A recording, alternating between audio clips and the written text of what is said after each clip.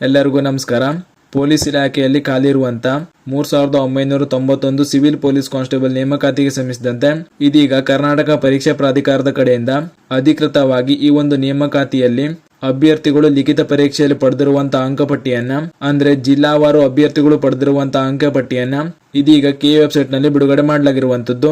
ಪರೀಕ್ಷೆಯನ್ನ ಬರೆದು ರಿಸಲ್ಟ್ ನ ನೋಡಿರುವಂತಹ ಅಭ್ಯರ್ಥಿಗಳು ನೀವು ಅರ್ಜಿ ಸಲ್ಲಿಕೆ ಮಾಡಿರುವಂತಹ ಜಿಲ್ಲೆಯಲ್ಲಿ ಎಲ್ಲಾ ಅಭ್ಯರ್ಥಿಗಳು ಪಡೆದಿರುವಂತಹ ಅಂಕಪಟ್ಟಿಯ ಲಿಸ್ಟ್ ನ ನೋಡ್ಕೊಳ್ಬಹುದು. ಇದನ್ನ ಹೇಗೆ ಡೌನ್ಲೋಡ್ ಮಾಡ್ಕೊಳ್ಬೇಕು ಅಂದ್ರೆ ನೀವು ಸ್ಕ್ರೀನ್ ಮೇಲೆ ಕಾಣ್ತಾ ಇರೋ ಹಾಗೆ ಈ ರೀತಿ ಕೆ ಅಧಿಕೃತ ವೆಬ್ಸೈಟ್ ನ ಓಪನ್ ಮಾಡ್ಕೊಳ್ಳಿ.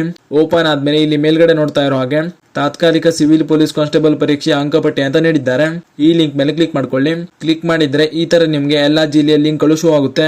ಇಲ್ಲಿ ನೀವು ಅರ್ಜಿ ಸಲ್ಲಿಕೆ ಮಾಡಿರುವಂತಹ ಜಿಲ್ಲೆಯ ಲಿಂಕ್ ಮೇಲೆ ಕ್ಲಿಕ್ ಮಾಡ್ಕೊಂಡು ಈ ರೀತಿ ನೀವು ಅರ್ಜಿ ಸಲ್ಲಿಕೆ ಮಾಡಿರುವಂತಹ ಜಿಲ್ಲೆಯಲ್ಲಿ ಅಭ್ಯರ್ಥಿಗಳು ಪಡೆದಿರುವಂತಹ ಅಂಕಪಟ್ಟಿ ನೋಡ್ಕೊಳ್ಬಹುದು.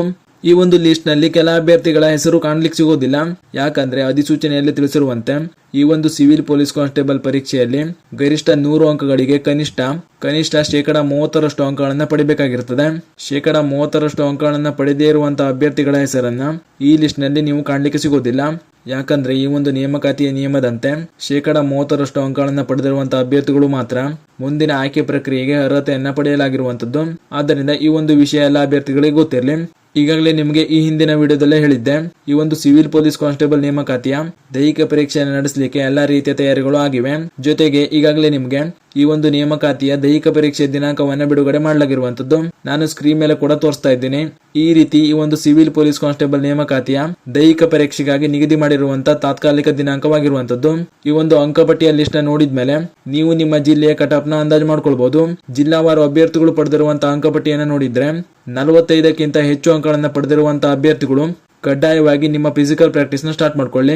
ಜೊತೆಗೆ ಅಂಕಪಟ್ಟಿಯನ್ನ ಬಿಡುಗಡೆ ಮಾಡಲಾಗಿರುವಂತಹ ಮಾಹಿತಿಯನ್ನ ಪರೀಕ್ಷೆ ಬರೆದಿರುವಂತಹ ನಿಮ್ಮ ಸ್ನೇಹಿತರು ಶೇರ್ ಮಾಡಿ, ಅವರು ಕೂಡ ತಿಳಿಸಿ ಅಂತ ಹೇಳ್ತಾ, ಹಾಗೂ ಇದೇ ರೀತಿ ಮುಂಬರುವಂತಹ ಮಾಹಿತಿಗಳಿಗಾಗಿ ಚಾನೆಲ್ ನ ಸಬ್ಸ್ಕ್ರೈಬ್ ಮಾಡಿ ಅಂತ ಹೇಳ್ತಾ ಈ ವಿಡಿಯೋನ ಇಲ್ಲಿಗೆ ಮುಗಿಸ್ತಾ ಇದ್ದೀನಿ.